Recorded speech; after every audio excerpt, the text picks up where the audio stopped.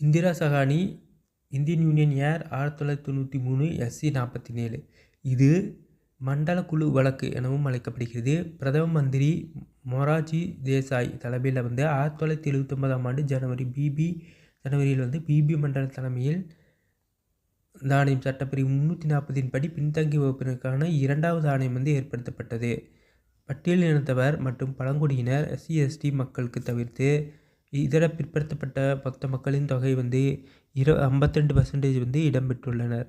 இதர பிற்படுத்த வகுப்பினர் 82% இருக்காங்க.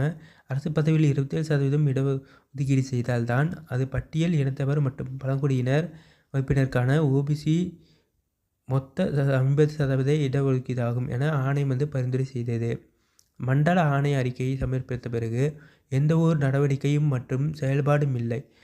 பாராளுமன்றத்தில் இருமுறை 1982 மற்றும் 1983ஆம் ஆண்டுகளில் மண்டல ஆணையம் அறிக்கை மீது விவாதம் மட்டுமே நடந்தது. 1990ஆம் ஆண்டு ஆகஸ்ட் 13ஆம் தேதி VP சிங் அரசாங்கம் ஒரு ஆணையின் மூலம் மண்டல ஆணையம் அறிக்கையின் பரிந்துரையை ஏற்றுக்கொண்டு 27% ஒதுக்கீடு செய்யப்பட்டிருக்கு.